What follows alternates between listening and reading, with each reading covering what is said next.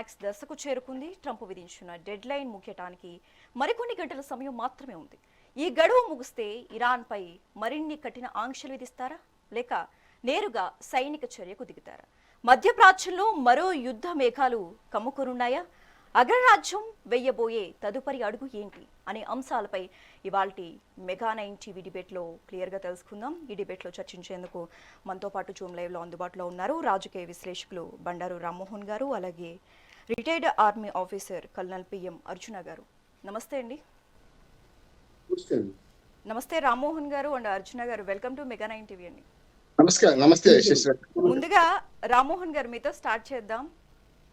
Iran, Israel, America యుద్ధం start అయ్యి దాదాపుగా 1 మంత్ పైనే అవుతోంది. కానీ యుద్ధానికి ఎక్కడ కూడా పునిస్టాప్ కాలేదు ఇప్పటి వరకు. యుద్ధం మొదలైనప్పటి నుంచి ట్రంప్ ఒక మాట మీద నిలబడలేదు. విభిన్నమైన సంకేతాలు ఇస్తూనే ఉన్నారు. ట్రంప్ ఇరాన్కి ఇచ్చిన ఈ డెడ్ లైన్ వెనుక అసలు ఉద్దేశం ఏంటంటారు? ఎటు దారి తీస్తుంది అంటారు? శశిరేఖ్ గారు, మీకు అట్లాగే మిత్రులు అర్జున్ గారికి మెగా ప్రేక్షకుల నమస్కారం. గతంలో కురుక్షేత్ర యుద్ధం 18 రోజులు ముగిసిందట. ఇప్పుడు 39 రోజులు ఇవాటికి. ఫిబ్రవరి 1, 28వ తేదీ ఒక రోజు, 31 రోజు మార్చి, ఇవాళ 7వ తేదీ, మొత్తం కలిస్తే 39 రోజులు. అంటే మండల దీక్ష కూడా అయిపోతుంది రేపటికి. హాస్యం కాదు కానీ ఇది చాలా సీరియస్ అంటున్నాడు. యుద్ధం ఇన్ని రోజులు కొనసాగితే మళ్ళీ 1990, నేను 50 ఏళ్ళ నుంచి జర్నలిజంలో ఉన్నాను కనుక 1990 పరిస్థితులు మళ్ళీ వస్తున్నాయి అనిపిస్తుంది పశ్చిమాసియాలో. కనుక ఇవాళ యుద్ధం మొదలుపెట్టింది ఎవరు? ఖచ్చితంగా అమెరికానే. యుద్ధ నీతిని, యుద్ధం మొదలు పెట్టడానికి అంతర్జాతీయ సూత్రాలు కొన్ని ఉన్నాయి. యుద్ధం చేయాలంటే చాలా సంప్రదింపులు కావాలి. చివరికి యుద్ధం అనేది అంతిమ పరిష్కారం. ఆనాడు కురుక్షేత్ర యుద్ధంలో కూడా ఎన్నో రాయబారాలు జరిగింది. కృష్ణ రాయబారం ఒకటే తెలుసు మనకి, కానీ చాలా రాయబారాలు జరిగింది. ఆ తర్వాత యుద్ధం అనివార్యమైనప్పుడు మాత్రం యుద్ధం చేసింది. అది కూడా ధర్మ యుద్ధంగా అధర్మ యుద్ధం. చివరికి 18 రోజుల తర్వాత ఎవడు మిగిలిన ఒక్క ధర్మరాజు మాత్రమే మహాప్రస్థానంలో వంచుతోలు స్వర్గానికి వెళ్ళాడు. ఇక్కడ కూడా ఎప్పుడు ఏ యుద్ధమైనా విధ్వంసం సృష్టిస్తే మొత్తం సమాజాన్ని నాశనం చేస్తుంది. కాబట్టి పోరు నష్టం పొందు లాభం అని కొందరు లాభం వంతులు ఉంటారు. అదే జరుగుతుంది ఇప్పుడు. అమ్మదిగా ఏంటంటే ఈ మాటకు సరిగ్గా అర్థం చెప్పింది కానీ ఉపయోగం చెప్తుంది. ఈ యుద్ధంలో లాభం పొందింది ఎవరంటే మా రష్యా. మేము నష్టపోతున్నాం మేము. ఎందుకంటే రష్యాకు ఆర్థికంగా మొన్నటిదాకా ఆంక్షలన్నీ సరిపోయి అడ్డగోలుగా చమురు నమ్ముకుంటుంది. 110 డాలర్లకు కూడా చమురు బ్యారెలు వాళ్ళు లాభపడుతున్నారు. అసలు యుద్ధం లక్ష్యం ఏమిటి? ఇప్పటికీ యుద్ధం ఎందుకు పెట్టిందో అమెరికా చెప్పలేకపోతుంది శశిరేఖ్ గారు. అట్లానే యుద్ధం ముగించేది కూడా వాడి చేతిలో లేదంటున్నాను ఇప్పుడు. అందుకే అంటే బండ కింద చేయిరికినట్టు ఇవాళ అమెరికా అధ్యక్షుడు చుట్టూ చూస్తే చీకటి తప్పే మిగులుతలేదు. ఏ మిత్రుడు కూడా సహకరించే పరిస్థితి లేదు. పోయినాడు రష్యా, అమెరికా ఇద్దరు 2 కూటమిగా ఉన్న సందర్భం నుంచి ఇవాళ బహుళ కూటమి మొత్తం ఇవాళ వివిధ రకాల బహుళ కూటమి వ్యవస్థ వచ్చిన తర్వాత ఇంకా నాదే పెత్తనం కొనసాగాలి అని అమెరికా ప్రపంచ పోలీసుగా వ్యవహరిస్తున్న వాళ్ళు వచ్చిన యుద్ధం ఇది. ఏ అంతర్జాతీయ సూత్రాలకు కూడా కనీసం దగ్గర సంబంధం లేకుండా ఇవాళ ఇరాన్ మీద అమెరికా యుద్ధం ప్రకటించి యుద్ధం చేస్తుంది కూడా. ఎప్పటికప్పుడు చేతగాని వాటిని మాటలు అన్నట్టు డెడ్ లైన్ విధిస్తూ చివరికి ఇప్పుడు కొన్ని గంటలలో, ఇప్పుడు మనకి ఇంకా మంగళవారం వచ్చింది, వాళ్ళకి మంగళవారం వచ్చేస్తుంది కనుక ఇప్పుడు ఇంకో గంట తర్వాత ఏం జరుగుతుందో తెలియదు. కానీ నా ఉద్దేశం అంటే మురిగే కుక్క కరవదు, ఖర్చు కుక్క మరగదు అన్నట్టు ట్రంప్ ఏమి చేయడం అనుకున్నాను. ఏమైనా చేస్తే తనకు కూడా నష్టం అవుతుంది.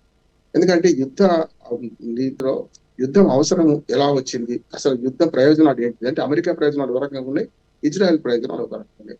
ఇజ్రాయెల్ పూర్తిగా ఇరాన్ నాశనం చేసే ప్రయోజనం దాన్ని. ఎందుకంటే పశ్చిమాసియాలు ఇరాన్ పాత్ర మొత్తం తీసేయాలి అని. గతంలో ఆ సద్దాం హుస్సేన్ ఇరాక్ నుంచి చేసినంత బాగా చేద్దామని అనుకున్న అమెరికా భంగపడ్డది. అంటే ఇరాన్ యొక్క సామర్థ్యాన్ని అంచనా వేయలేకపోయింది అంటున్నాను. ఇప్పుడు కళ్ళు అర్జున్ గారు చెప్తారు ఆ విషయాలన్నీ కూడా, నేను రాజకీయంగా చెప్తున్నాను. రెండో విషయం ఏంటంటే ఇవాళ ఇరాన్ ఎంత తక్కువ అంచనా వేసిందంటే వెనిజులా అధ్యక్షుడిని ఎత్తుకపోయినంత ఈజీగా అనుకున్నది, కానీ సాధ్యం కాదని తెలిసింది.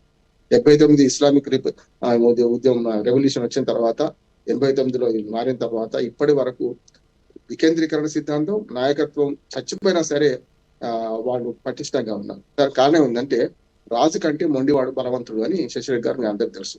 ఓ సామెత ఉంది, రాజు ఎవడంటే అమెరికా అనుకుందాం. అసలు నో కింగ్స్ అని వాళ్ళు ఉద్యమం చేస్తున్నారు. దాదాపు 3500 చోట్ల సుమారు 1 కోటి మంది, 90 లక్షలు అంటున్నారు కానీ 1 కోటి మంది దాకా ఉంటారు. గతంలో జరిగిన దానికంటే చాలా పెద్ద ఎత్తున ఇంటా బయట ఇవాళ అమెరికా అధ్యక్షుడు విమర్శలు పాల్గొతున్నారు. ఒకనాటి మిత్రుడు ఎలాన్ మస్క్ లేడు, ఆయన బడి రామస్వామి లేడు, ఆఖరికి తన ఉపాధ్యక్షుడే తన వెంబడ్డాడు. తన సలహాదారులు కూడా తమ మాట పెడచెవిని పెట్టినారు. కాంతి కాగల కార్యం గద్దరులు చేస్తున్నారు, వాళ్ళు పనిచేస్తారని చెప్పి అమెరికాలో ఇంటా బయట అమెరికాలో వ్యతిరేకత ఎదుర్కొన్న రిపబ్లికన్ పార్టీ వాళ్ళు కూడా ఇప్పుడు మధ్యంతర ఎన్నికలు నడుస్తున్నాయి అక్కడ. అక్కడ కూడా ఆయనకు మూడిందని నేను చెప్పొచ్చు. ఇక బయటకు వస్తే యూరోపియన్ కంట్రీస్ ఏవి సహకరిస్తారు. అట్లానే మనకు గల్ఫ్ దేశాలు ఓ రకంగా ఈ యుద్ధం మొదలుపెట్టి మీరు కదా, మేమెందుకు నష్టపోవాలని గల్ఫ్ దేశాలు అంటున్నాయి. కెనడా లాంటి దేశం కొంచెం మొదట్లో మద్దతు ఇచ్చిన ఇవాళ కెనడాని 51 రాష్ట్రం కలుపుకున్నావు కదా అన్నావు కదా అని వాళ్ళు గురువుగానే ఉన్నారు. డెన్మార్క్ మన గ్రీన్లాండ్ స్వాధీనం చేసుకుందా అనేది దాని మీద డెన్మార్క్ వ్యతిరేకంగానే ఉంది. ఆఖరికి బ్రిటన్ ప్రధానమంత్రి మాటలు తీసుకోవాలి మనం. మీ యుద్ధం మొదలుపెట్టింది, మీ యుద్ధంలో మేమెందుకు పాల్పంచుకుంటామని బ్రిటన్ ప్రధానమంత్రి అన్నాడు. దీంతో పెట్టిరైపోయిన ట్రంప్ నిన్న మొన్న అన్ని బూతులు మాట్లాడింది. ఆఖరికి ఫ్రాన్స్ అధ్యక్షుని భార్య మీద కూడా అనేక స్క్రోలింగ్ చేసి చూసినాం మనం. ఈ స్థితిలో పాకిస్తాన్ ఒక్కటే దున్నపోతు పట్టుకొని గోదావరి ఎదినట్టు పాకిస్తాన్ దొరికింది. పాకిస్తాన్, తుర్కీ అంటాం మనం. తుర్కీ ఈ 3 దేశాలతో సంప్రదింపులు చేస్తున్నాడు. ఈ సంప్రదింపులో ఇరాన్ స్పష్టంగా చెప్పింది, తాత్కాలిక యుద్ధ విరమణ వద్దు, శాశ్వతం కావాలి. హార్మోజ్ జల్సని మాదే, మీకు వాటా లేదు, మీకు భాగస్వామి ఇచ్చే ముచ్చట్లేదు అని. ఇంకో మాట, హార్మోజ్ జల్సని నేను ఎక్కడ ఆపినా మేము మిగతా అన్ని దేశాలకు, అమెరికా మిత్ర దేశాలకు తప్ప మిగతా అన్ని దేశాలకు ఒక్కరిగానే ఉంది కదా అని డైరెక్ట్ గా ఇరాన్ అంటున్నది. కనుక ఇరాన్ వాదనలో చాలా వాస్తవం ఉన్నది. అట్లాగే ఇరాన్ యుద్ధ నీతిలో కూడా వాస్తవం ఉంది. మిత్ర లాభం మిత్ర భేదం ఎప్పుడో చిన్న యుక్సురు రాశ, కానీ అది ఇప్పటికి కూడా పాటిస్తుంది అంటున్నాను నేను. ఆర్యన్ సంస్కృతి మనకు పర్షియా నుంచి, ఇరానీ వాళ్ళకి ఇరాన్ అంటున్నాం 1935 దాకా పర్షియా కదా. అది పర్షియా నుంచి వచ్చే సంస్కృతి ఏంటంటే మన దాన్ని పాటిస్తున్నారు, మనం వాటిని పాటిస్తున్నాం. అట్లా చూసుకుంటే చిన్న సూర్యరాశి ఇరాన్ మిత్రలాభం మిత్ర భేదం పాటిస్తుంది. మనలాంటి దేశాలకు హార్మోజ్ జల్సంది అడ్డంకి కాకుండా ఉన్నది. శత్రు దేశాలకు ఖచ్చితంగా ఇది వాళ్ళ స్వప్నాల్లో కూడా భయపెట్టే పరిస్థితి తీసుకొస్తున్నారు. కనుక మిత్రులతో వ్యవహరించే తీరు, శత్రువులతో వ్యవహరించే తీరు చూస్తున్నాయి. అమెరికా దిగిరావాలంటే యూరోప్ మనకు గల్ఫ్ కంట్రీస్, దుబాయ్ కావచ్చు, ఒమాన్ కావచ్చు, ఈ యుఏఈ కావచ్చు, వీటి మీద పడే పరిస్థితి చేస్తుంది. వాళ్ళందరూ పోయి అమెరికా మీద పడాలి. మన ఆల్మోస్ట్ శశిరేఖ గారు మీకు తెలుసు, తండ్రి ఏం చేస్తారు, పిల్లల్ని కొట్టడానికి తప్పులు చేస్తే మొదలు పెద్దవాడిని కొట్టరు, చిన్నవాడిని కొడతారు, చిన్న అబ్బాయిని కొడతారు, చిన్న అమ్మాయిని కొడతారు. అప్పుడు ఎందుకంటే చిన్నవాడికి బుద్ధి చెప్తే పెద్దవాడికి బుద్ధికి వస్తారు అని చెప్పి వాళ్ళు అమెరికాకు బుద్ధి చెప్పాలంటే ఈ గల్ఫ్ కంట్రీస్ మీద పడుతుంది మనకు ఇరాన్. అందుకని యుద్ధ నీతిలో ఇప్పుడు ఇరాన్ తక్కువ అంచనా వేసింది. ఆఖరికి భూతల యుద్ధం చేస్తామంటే షార్క్ చేపలకు మిమ్మల్ని పడేస్తామని ఇరాన్ గట్టిగా చెప్పగలుగుతుంది. ఇప్పుడు ఈ 2-3 రోజుల్లో ఇప్పుడు రేపటికి డెడ్ లైన్ ముగిసే క్రమంలో చూసుకుంటే మీ డెడ్ లైన్ ఏమి పనికిరావు అని చెప్పి ఇవాళ మానవ బాంబులుగా మారిన తన ప్రజలు నిలబెడుతుంది. 12 ఏళ్ళు పైన ఉన్న అందరినీ కూడా పిల్లలతో సహా ఇవాళ విద్యుత్ కేంద్రాల చుట్టూ మానవహారం కట్టమంటుంది. అంటే చూద్దాం, అంటే చావడానికి సిద్ధమైన వాడిని ఎవడు ఏం చేయలేడు. కానీ అమెరికా ప్రయోజనం అది కాదు కదా.